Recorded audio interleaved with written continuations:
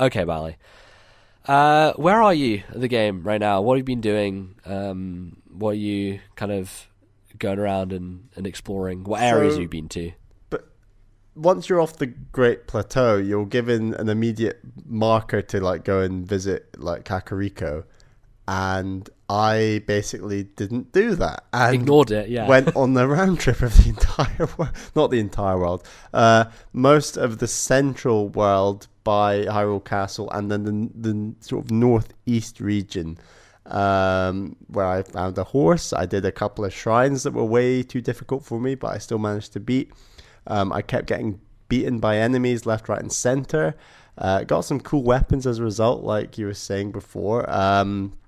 But then eventually, like I went back to getting on the path, and then today I've been really doing a lot more of the story stuff, and then going to the town to the east, Hateno, which is the most picturesque town yet in the game. It looks incredible, and it's next to this ridiculously snowy mountain. Mount Lanayru actually is Yeah. sort of the top peak of that range.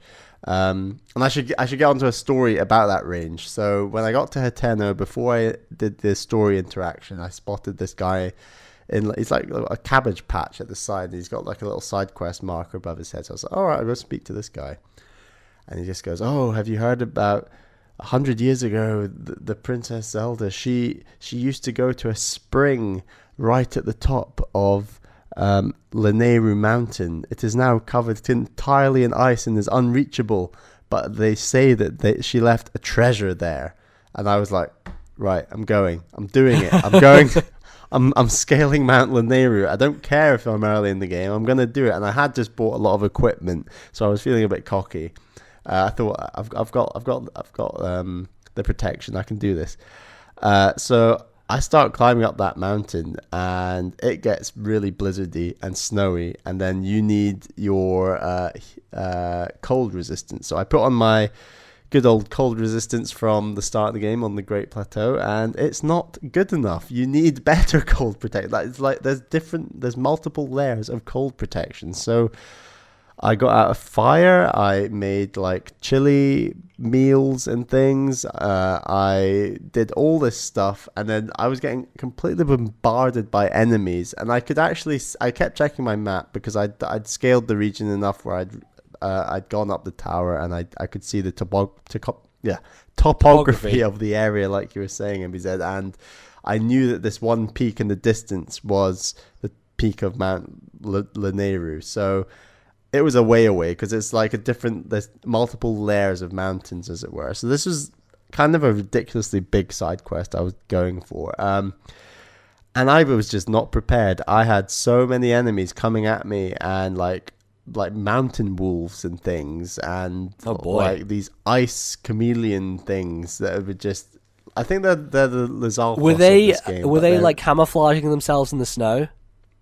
Yeah, and they camouflage themselves like everywhere across the world. It's really crazy. I've been in the desert area a bit, and I've come across them, and they are like under the sand and stuff. Like they're very much like freaky lizard, chameleons almost. And I think if I was riding past pretty quickly on my horse, I wouldn't notice. But it's just that I was going so slowly on the mountain. I was like, oh god, here we go. So they were coming at me, and then all of a sudden I get my my ring-a-ding-ding of the shrine notification. Near. Yeah. And I'm like, oh god, there's a shrine near here. Like, I know I wasn't meaning to get a shrine, but I thought if I can just get to that shrine, it creates a warp point, and then I can just like get to Mount Lanayru later in the game when I'm a bit more prepared, and I'll have this warp point. That'll be really helpful. So I was like, I've got to find this shrine. And like I said, I'm ill prepared. I'm running out of equipment.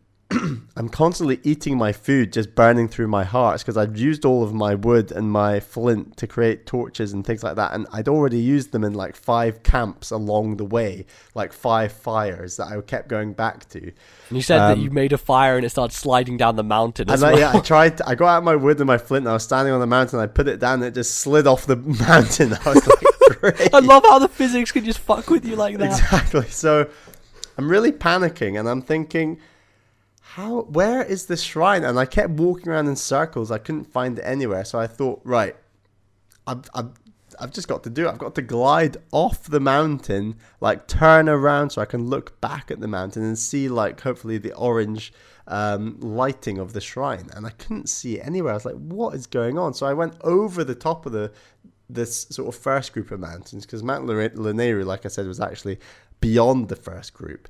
And I looked back and I couldn't see anything. And I was like, well, I guess I'll just fall down to the bottom of this other side. And all of a sudden, I get to the bottom of the other side, and the sensor's going crazy. Like, it's going mental. I'm like, why is it going mental? I can't see this shrine anywhere. What is going on? And then I look ahead of me, and I just see the side of the mountain, and I see a bombable, like, grouping of rocks. I'm like, oh boy, it is going to be in here. So I get out my bombs, lay one at it, walk away, blow it up.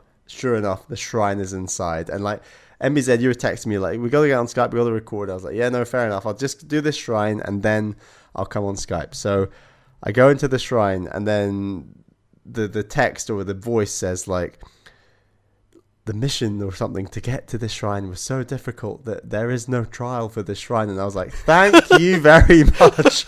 Yes, please. Finding the shrine with the trial in its own way. Exactly. Just getting to the shrine was the trial, which I thought was hilarious. And then I got some climbing trousers for my woes, which was great. And I completed another shrine. So that was my saving point, my walk point saved, where I can now scale Mount Lineru at another date. Yeah, that's really useful. That's the coolest story I've done yet. And I should add, I did a post on Twitter of like the snowy peaks that just with my torch. It just looks so. It looks like Lord of the Rings. It just looks so good. It is. Yeah, it's like the fucking Caradhras pass that you're just going over. Yeah, some of the scenes in this game are just unbelievable, especially the snowy stuff. I love it. But yeah, that's my best story I've had yet, I think. Yeah, I did a kind of similar thing to you, but I didn't get any kind of reward for it, which was I took my horse up to Death Mountain and I didn't find any shrine anywhere. This was like, it must have taken me an hour just this galloping along, just going up the topography, figuring out ways to get my horse up there. And I get to this one point, I see Death Mountain. There weren't really any, it was pretty barren up there. There weren't really any enemies I was coming across. And it was weird. It was probably the most empty part of the entire world that I found at this point. And we get to this very point where you can see Death Mountain perfectly framed between these two rocks. And I start walking between these rocks, and all of a sudden I set on fire, and my horse sets on fire. And I'm like, oh fuck, oh no, it's way too hot here, I cannot be here at all. And we burn to death, and it kind of resets me just outside that area. And I took a screenshot and posted it to Twitter. I'm like, I came all this way. I see Death Mountain, and I can't go in there because I'm just gonna burn to death. So that was pretty funny. So the entire region is still like, I haven't found the tower for it yet. It's still unmapped. There's no shrine anywhere. So that entire like hour and a half of my journey, I didn't really do anything. But I don't really care. That's the amazing thing. Is like you just travel and you just feel like you're exploring in a way that is not tied to, oh, I need to complete this objective. It's just for the sheer joy of it, you know? Yeah. Like that is so central to so much of this game. So my story that is kind of more similar to your one about the mountain is it was the first night that I'd been playing, and I'd started off playing by doing on my TV and kind of, a bit on the Switch itself on the screen. And in the evening, I put it on my monitor and I put in my headphones, which, by the way, is something I want to make clear. The fact that you can put in headphones while the Switch is docked, very, very useful to me, because my monitor looks way nicer than my TV does.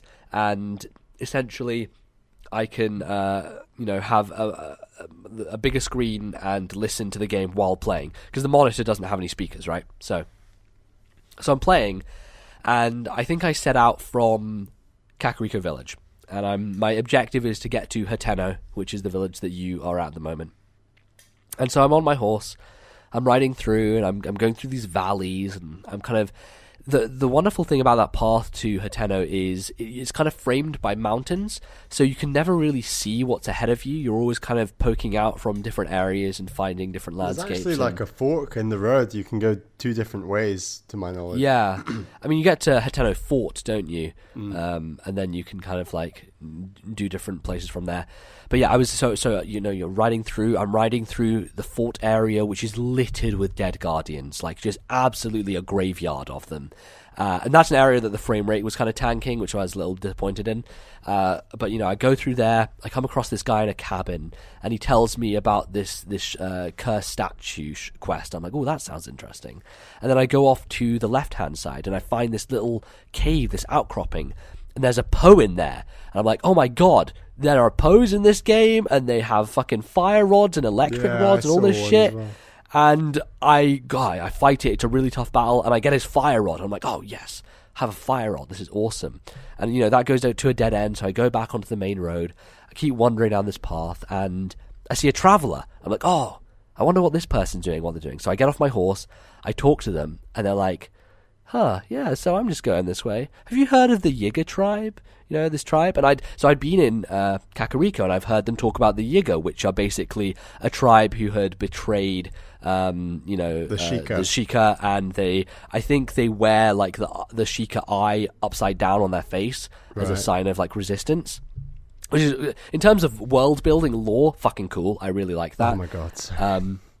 And like, so they're like, they're part of Ganon's, army. They're kind of, indebted to him or whatever. And I'm talking to this person, and all of a sudden the music changes, and they're like, I'm here to kill you. And they fucking turn into a Yiga tribe person. And this traveler who's just walking on the plains just starts fighting me with this incredible scythe and just warping around the place. I'm like, what the fuck is going on? Oh my God. This is insane. And so I defeat them. I get their scythe, and I'm like, holy shit, that was incredible. That's like, so that's dark. Absolutely ridiculous. So I get back on my horse. I'm going forward into the mountains, and I start approaching Hateno, and I see the tower. That I have to approach to get there. And I have my fire rod on me I got from the Poe earlier. So I start going up the hill to this tower, and there are just fucking moblins everywhere with their massive axes and just slicing at me. But every single time, I just toss my fire rod and they burn to death. So I'm just this wrecking machine of fire destruction running up this hill, and everything I see, I'm just burning, and it is absolutely magical. And I get to the top, and the tower is just encircled with thorns. I'm like, fuck, how do I get through this?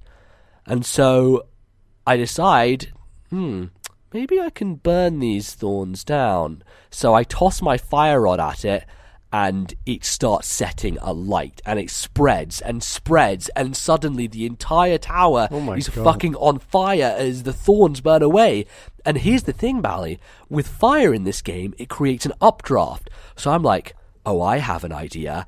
I get out my paraglider, I jump into the updraft, and I literally get lifted from the ground to the top of the fucking tower because everything is burning. Jesus. And I reach the top, and I'm like, this game is on another fucking level. That entire sequence of going from Kakariko to Hateno was magic in like the most distilled way. It had so many surprises and turns and wonderful moments and creativity through the physics engine.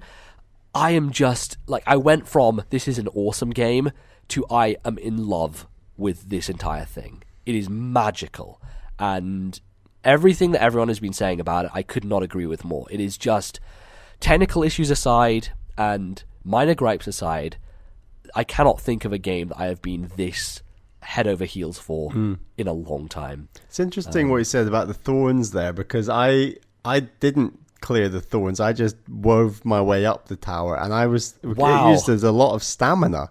So I thought you had to upgrade your stamina in order to do that tower. So I just sort of, it's just funny how we had two very different approaches where you actually were just like, let's just light it on fire.